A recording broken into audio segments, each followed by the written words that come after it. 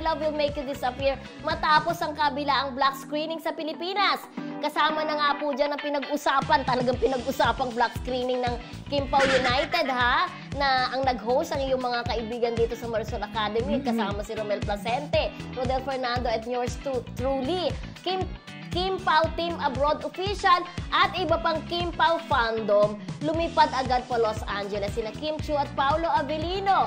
Sa airport pa lamang ay sinalubong na sila ng Kim Pao Team Abroad Official Los Angeles chapter members na nurses, mga nurses sila, mga kaibigan nila ni Emily, mga miyembro nila doon. Marami ang kinilig sa meet and greet ng dalawa sa kanilang mga fanay. Isa sa mga tumataka isang tanong kay Paolo na kung may i-rewind daw siya sa nakaraan, ano kaya yon? At tanong naman kay Kim na kung may take away siya sa pelikulang My Love Will Make You Disappear, ano naman kaya yon? Roll VTR. Huwag matakot magmahal kasi hindi man darating today ang tamang tao in time. Di ba? Tayo ko! Hindi man darating today in God's perfect time, darating at darating siya.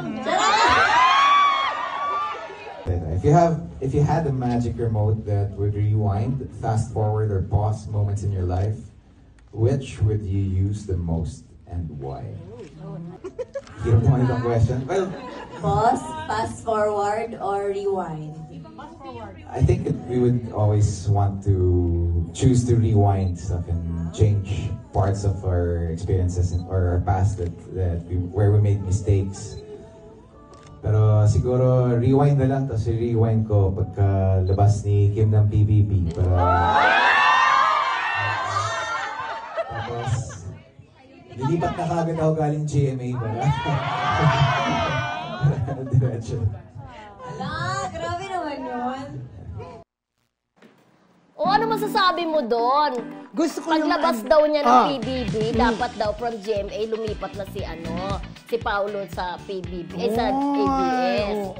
Talaga noon pa man, noon pa man talaga, may something na siya kay Kim Chiu, sa totoo lang. Yung paglipat, di ba? Kasi alam naman natin na hindi rin sila nagkaroon ng pagkakataon dahil alam naman natin paglabas ng bahay ni Kuya ni Kim, naging matunog na yung Kim Emerald. Tapos in real life, naging sila pa. Correct. So after ng Kim Emerald, naging si Sian pa. Kim C naman, di ba? So hindi makaano-ano. Pero makasingit-singit si Paolo. At may isang interview din, kung saan, di ba laging si Paolo ang nagsasabing matagal niya nang gustong makatrabaho si Kim. Doon ko lang din nakita yung interview doon sa isang interview ni Kim doon sa meet and greet nga sa Los Angeles. Sinabi ni Kim na pangarap din pala niyang makatrabaho si Paolo. Pero hindi nga daw nagkukrus yung landas nila dahil laging may trabaho si Paolo. Pero diba so the feeling is mutual naman pala. Si Paolo din lagi niya sinasabi noon na gusto niya makatrabaho si Kim Chiu, di ba? So wag mawawala ng pag-asa talaga. Darating at darating talaga yung mga hinahangad mo sa buhay, yung mga pangarap mo ay matutupad. Kagaya nga, si Paolo, hindi lang nakapartner sa pelikula o sa mga proyekto si Kim, ay nakapartner na rin niya sa totoong buhay, di ba? Kasi sabi namin sila na, no? Di ba? Pero may di-discuss tayo bukas, alam ni ano yan, alam ni ano ba to? Ano ba yan? Yung nag-ano sa akin, may nag-chat sa akin. Ayan. So may i-discuss tayo bukas na medyo tatanungin din natin yung opinion ng ating mga ni Mian Brillantes. Yan, meron siyang concern. So itatanong niya yan bukas sa atin. So ganoon naman siguro, kasalukuyan pa rin silang, ayan, nasa Amerika sila, Di ba yung gamit ni Kim na kay Paolo, siya ang, kasi kulay pink, alam nga kay Paolo yun. Diba? Siya yung siya yung nagtutulak kasi mas mabigat yan. Cart.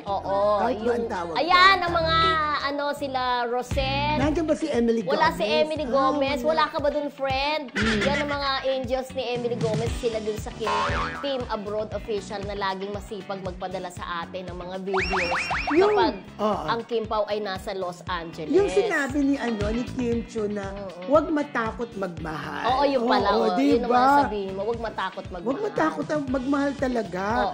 Alam nyo, yung minsan sinasabi na natin na nagmahal ka, nabigo ka, pero huwag kang matakot ulit. Di ba? Dear Charo. Dear Charo.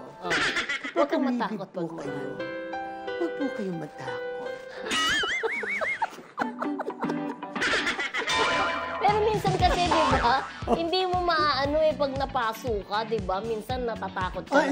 Maraming gano'n na ayaw na talaga, sumuko na sila kasi baka yung susunod, failed na naman. Correct. Pero sabi nga ni Kim Chiu, Oo. huwag matakot magmahal. Oo. Habang nabubuhay tayo, sige lang, magmahal ng magmahal. Oo. And Kaya congratulations, ikaw, di ba? hindi ako May bago natatakot. kami namahal, di ba? Wala pa namang formal. Naniligaw pa lang naman. Ay, oh. Okay. Congratulations, di ba? Doon sa third or fourth day, naka 40 million na, pero lumalakad pa. Sa Amerika, ang dami nilang black screening, ang dami din nilang kumbaga sinihan, nakalabas yung pelikulang yan. 700 plus yata? Oo, 745 parang overall, ganon. oo. Worldwide. Yes. Kaya sobrang happy. Congratulations sa Star Cinema. Congratulations sa Kim Pao at congratulations sa kanilang fandom. Talaga namang mahal na mahal nila. So, na yung dalawa. araw na ito, upon 6th day na ang Oo. pelikula, siguro nasa ano na yan? Tansya ko nasa 60 million na yan. At saka nakita ko kanina sa atin, sa Abante page, na isang bahay sa Lucena. Sa Lucena, talaga naman tinagtad ng puro poster ng My Love Will Make You Disappear. T-shirt, poster, yung bahay nila talaga tinagtad. Parang eleksyon. Oo. Ganun nila kamahal ang Kim Pao. Naalala ko tuloy yung panahon ni Ate Guy. Oo. Oo, ganyan talaga ang mga fans nila dati. Correct. At mas grabe pa. Oo. Ayan, thank you so much. Ayan, sa ating mga tumangkilik doon sa black screening ng Kim Pao United. Again, thank you so much. Kasi nabasa ko ang lahat ng mga comments at nagpapasalamat sila sa Marisol Academy. Yes, Diba? thank you so much.